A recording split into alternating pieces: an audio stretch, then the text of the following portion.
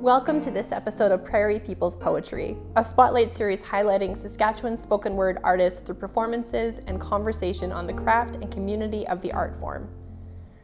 I'm your host, Cat Abenstein, and today we're talking with spoken word artist Liberty Skye.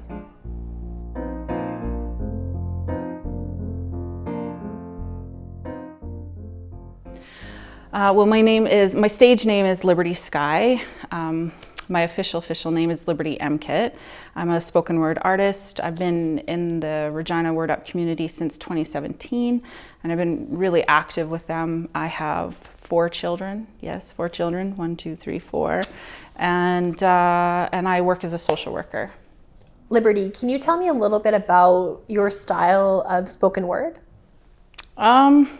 Well, I would definitely say that I'm not a in-your-face kind of poet. There's different styles of spoken word poets, and I really envy and admire poets that can get like, I don't know what the word is, aggressive or like really into it, and they get really mad on stage, because I struggle with that. But at the same time, like for me, like I just don't think I'll ever be that. So, the stuff that I write about, often it makes me upset or brings up feelings, but I'm always sort of more a soft spoken word artist, I would say. So have you always written? Different parts of my life. Like when I was a kid, I used to write. I remember actually wanting to be a writer before I even actually knew how to write when I was little. And then, as life goes here and there. And then it wasn't actually until I went back to school and was in university, and obviously you do a lot of writing. It's academic writing, but it's different. But even with that, like you can put your own flavor into your papers. And in my experience, professors loved that. So it was a different type of writing. And then, so it wasn't really until I got involved with the spoken word community a couple of years ago that where it was writing just for the sake of writing, and writing based on a much more personal level came into play. Isolated. Within the mythical fairy tale of the nuclear patriarchy, in our red lipstick masks, crisp, pristine outfits pressed with unattainable maternal expectations, we stand, alone, waiting in hand with freshly baked cookies, spotless countertops, and disinfected dreams. We are to be an island, the foundation, the mountain that does not bend, speak, or want, the rock to which everyone else stands on so that they can see the sky, while we crumble under their weight. Our hearts wish for more, our spirits know what we are capable of, but our mouths are stuffed with phallic domination, silenced by their cries of family values. Isolated, battling an unseen enemy that has no face or body, and yet it cripples us all. And we have said enough, and cast aside the bleached expectations of the Western lands, and united in a coven of Amazonian spirits, not by choice, but by virtue, not by want, but by being given no alternative. We have taken to ruling our own lives, digging deep within our roots of the shrews and the witches to ensure that we have a foundation that can weather any storm, break down any barrier. We stand. Hands gripping the earth, pounding on our chest, shrieking out battle cries, we take our place within the circle amongst the women who run with wolves.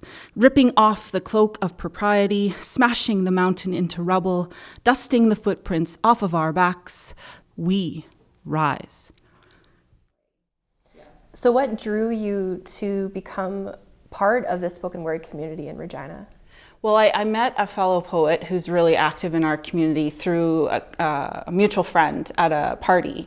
And we hit it off like peas and carrots. And she just happened to mention that there's this spoken word community in Regina. And I didn't even know it existed, because before that, all I'd ever seen was on YouTube. And that was the, people screaming into the mic for 3 minutes, and then they'd get off the stage. And so that was very intimidating, because that's never going to be me. And so she said, there's an event coming up. We have them every Friday. And I was so excited, because especially as someone like myself who does not drink, there's not a lot of things you can do in our city that doesn't involve that. So anyways, I went with absolutely no thought or expectation whatsoever that I would ever do this or write in this way. I just wanted to come. And I went, and I remember it was Cobra Collins was the feature, and you were the host. And it was like everybody that got up there, it felt like coming home. And it felt like, I just felt like my skin fit here. And so I was so inspired. And I think I was particularly inspired by people's vulnerability, the capacity to get up there and talk about, really awful things or really painful things or things about the world that bother them. And it was so okay, and it was so accepted, and it was so out in the open. And I gravitate to those kind of communities. And so I just started writing. And in the beginning, especially, it was very organic. There was I almost didn't have a choice in it. It just came out of me. I had this thing that I call dream writing, where the poem will start writing itself while I'm sleeping. And then I wake up at like 1 a.m, 5 a.m, whatever, and I have to get it out onto paper. And that's my favorite process because it's the most organic. I don't even really think about it. So, yeah. So speaking about process, so dream writing is one way that you develop your work. How else does your process look? I think it depends. Like, my favorite is dream writing because it's the most fluid and organic, and really feels like quite spiritual because it's connected to something else that like it's channeling somehow through me. But then also too, sometimes something will come up that happens in the world and just pisses me off, like upsets me, and I get frustrated. And for me, like, there's so much in the world that I can't fix. And it's hard to process because there's, so much ugliness. And so through my writing is a way that I can process that struggle or that difficulty or what have you. You know what it is? It'll be in an inconvenient time. I'll be driving. I'll be in the shower. The shower is very fruitful. We keep talking about putting up like dry erase or something because I come up with the most amazing things in the shower all the time, and then I get out and I forget. But it's usually something like that, where I'll be thinking about something and a line will come, and then the piece will start from there. And so often I will like type it on my phone, or I'll record it on my phone so that I don't forget, and then I write it later. As a small child, I'm told I was fierce, powerful, unafraid, spoke my truth, peered into your soul. And my father loved sharing stories of feisty little me, and I longed to hear of them because the little child that he spoke of was a heroine in my story that I did not recall. The fierce little girl my dad knew was not the woman that I would become. And today, I don't know that little girl. I'm not sure the exact moment she vanished from my spirit, but at some point, my fierceness was replaced with fear. Life would strip away my strength, voice, and power. I became timid, damaged, and broken. And I'm still searching for that little girl. When did she leave me? I don't know. All I know is that I miss her.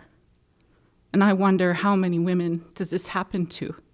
Fierce little girls transformed into muted shadows, abuse and trauma happening all too often, removing innocence and autonomy before we even develop a sense of who we are or what we have to say. Our voices becoming a dream we couldn't quite remember. And what of these silenced women? Does their voice hold weight, value, even if they are invisible to most? Is the unknown woman who writes in her journal so that she has an outlet for her voice any less powerful at shifting the world than a famous author or orator? Writing in her journal gives her a reprieve, allows her to bleed her soul through the pages instead of on her wrists, so that she may have the strength to get up the next day fighting to survive in a world that does not want her. She tucks away the journal under her bed where no one sees it in the same way she tucks away herself, because she learned long ago no one is interested in who she is and what she thinks. But her story matters. Is her silenced voice not the most powerful? She is the one that we should be listening to. The power of one becomes some, becomes many, becomes all. The power of one is enough. The loss of one proves it. Words cannot be permanently taken. They can be silenced, forgotten, but they eventually always find their way back to the speaker and to the listener. The truth always finds a way to survive. And I can feel that little girl coming back. I thought she had left me, but she was always there. She simply hibernated until I began to find my way back to her. No longer patiently waiting, she is pounding drums inside my chest, screaming her truth. She knows her power. She wants me to remember. My father named me Liberty so that I could be free. My words have been my deliverance. As you were talking, I was reminded of this question that I heard one time in Montreal. And I want to ask you it. Are you a poet or are you a poem? Ooh, that's deep. I think both. Because ultimately, like I would say a lot of writers, for sure myself included, no matter what we're writing about ourselves too in some way or another, even if it's an opinion about something, or it's, like my fierce poem, I'm talking about silenced women, but I'm in that group as well. So I'm writing about myself in those pieces. And so I would say that I am poet and poem at the same time. So when did you consider yourself a spoken word poet? I don't know if I do. I have a lot of like imposter syndrome, and I'm always a little surprised when I get positive feedback, because I get a lot of that. I would probably say maybe like the first time that I won a slam, which, I mean, the points don't really matter. We know that, but they are also validation. It's that audience connection to what you've written. So I would say that, but I'm like a hesitant spoken word poet because I don't know why, just insecure or something. We'll scratch that. That's totally, it's good to hear, because it's such a relatable experience for so many artists. We don't believe that we're artists. We think artists are this like thing that we will never be, but that's what makes our art so powerful, is that it's for the people. And I suppose I don't think there's a part of me that wouldn't ever want to feel completely okay as a spoken word artist, because then I feel like part of what makes what we do powerful is the vulnerability, the insecurity around it, and uncertainty, and which leads to humility, right? So. Come close to me, for I am Mother Mary. I speak for all, and I will explain the sacrificial mother. She is pure, docile, sexual, but not too much. Where is your man? For that is your only purpose. All you are is your pretty face. Your insides don't matter. We don't care what you think. You must fit the prescribed role of mother as an institution. Dreams and goals, no, not permitted. Don't you understand? You have given birth. It is now time for you to die as a person. There, dear, don't be sad. Don't question. Don't ask for more from this life. Here, take a Valium. Have another baby. Both will be your salvation. They will numb you back into the fold. Oh, sweetheart, you cannot escape from me. I am everywhere. My systemic influence will seep into every pore, every cell, contaminated. And never fear, if you try to break free, judgment will be waiting for you around every corner. You need to accept the status quo. Well, why isn't it enough? Mother and wife, it should be. Your only worth is tied up in your ovaries, and you don't get to decide what we do with your body. You disagree. You want choices. A person and a mother. Well, you are greedy, selfish. You must not love your children. A scarlet letter will be forever burned upon your breast. You know what, Mother Mary? Kiss my ass. Here, I'll help you put on that letter, and I'll wear it with pride. Because this antiquated ideology of the mother who sacrifices all of who she is an idea whose time has come and gone. So go ahead. I will await my punishment. My freedom is worth it. And you have no idea who you're dealing with. Unapologetically distinct, I stand tall on top of the shoulders of those who came before me. And as they did for us, I will fight, and I will challenge. My beloved children deserve nothing less. If you could have one message to give to people, what would that message be? If I had one message to give to people, it would be like a two-part. One, I would encourage people to find their own way of creating, whether that's through writing, painting, what have you, because it's so healing and empowering. And I think so many of us feel invisible. And when you create, you have created that, nobody else. So that would be one message to people, is to find your art and to find your community of art. What sort of topics does your work address? What do you talk about in your poetry? I talk about in my poetry a lot of stuff to do with women, motherhood, women's rights, empowerment, freedom, autonomy. I talk about trauma, domestic violence, about surviving all of that kind of stuff. I talk a lot about challenging the status quo. Our society tends to do a lot of victim blaming, and I call it the silencing, capital T, capital S, where we don't believe our survivors, we don't even ask our survivors.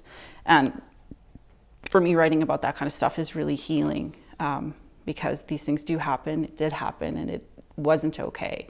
So I write about that kind of stuff a lot. Your work often references other sort of things.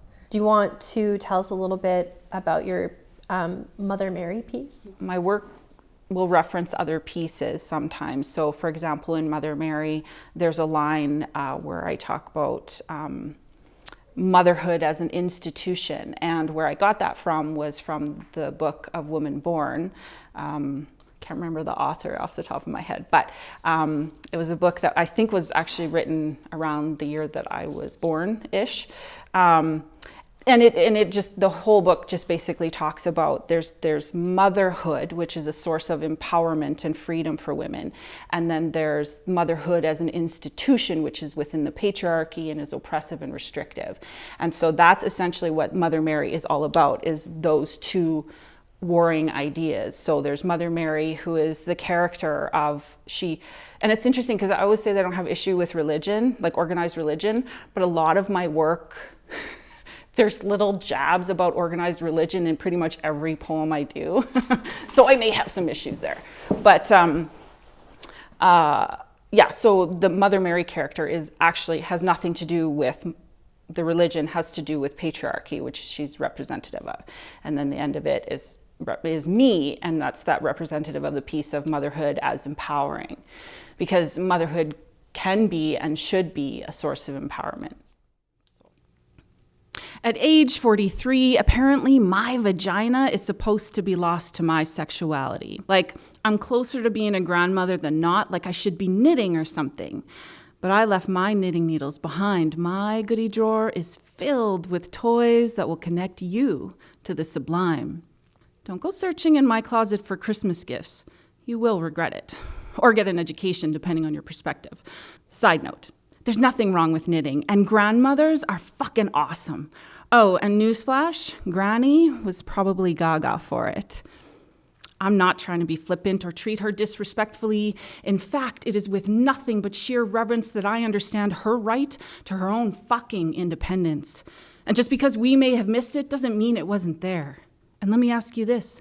Why is it so absurd, the idea that our grandmothers could have their own autonomy? And why couldn't that include a connection to their sexuality? Women are told from birth to death that their voices and bodies are not their own. Fuck that shit. Last time I checked, we didn't ask for your permission. My body, my choice, my business. None of yours. So what do you hope your poetry accomplishes? I hope that my poetry accomplishes a connection with people. One of the pieces that I perform a lot is called Believe, and it's about surviving domestic violence. And it's probably, other than Mother Mary, is one of the most commented pieces I get from women in particular after I share, that women relate to what I went through and what I talked about. And so, but I also hope it inspires people in the same way that it always inspires me hearing other artists' work, and what other people are able to do, because we all have all these different amazing stories and worldviews, and I also hope that my work like shifts people's perception and perspective, that it isn't okay the way that, especially because I write so much about motherhood and women, that it isn't okay how we treat our mothers, and that we need to be more supportive of them overall. So why do you think that spoken word is so effective in social justice? I think that spoken word is effective in social justice because we are truth tellers. And we rip the Band-Aid off. A lot of times when we write, even if we're writing in a gentle way or a more assertive way or what have you, we write about things that we often don't hear. And so it's jarring for people. But it's important because the truth is on our side, that a lot of the things that we write about in terms of social justice movements, that these are things that we need to change. And so I think that it rings true with people on a spiritual level.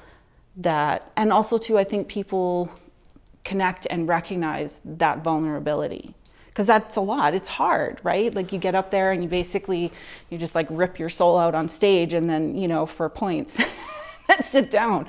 And so I think that people connect to it for that reason. But it also, it attracts activists. And so it's also successful because we're all in the same room. We might have our own battles and things that we're working towards, but we're essentially working towards the same kind of ideas. Sometimes I wonder, does he know that I still think about him almost every day? That my tongue still trips over his official cause of death?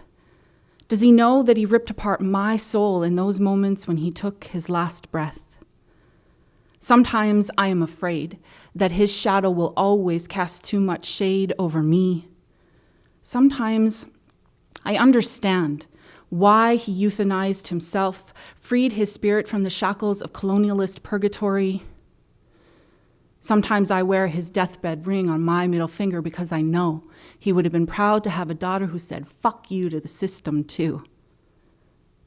Sometimes I worry that he didn't say goodbye because I didn't really matter. Sometimes I wonder, does he know that I still feel like a nomad because he was the only place that ever really felt like home? Sometimes I fear that his fate will be my own. This world is a tough cross to bear, especially when you walk it alone. Like, what are some of your goals with your spoken word? Like, do you see a stage that you want to perform on? Do you have a project that you want to produce? I would like to produce publication. It's scary for me to talk about because it's such a big deal, but like I am working on like 1 book, 2 book. They're kind of 2 separate ideas that can kind of like mesh together. But eventually, like that's something that I would like is publication, whether it's a full-length book or a chapbook. I have an idea of sort of a hybrid between the two.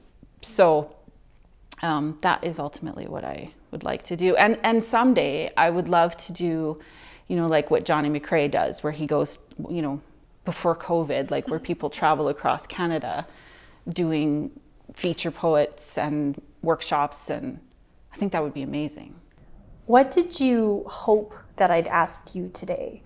Is there something else that you'd like to say?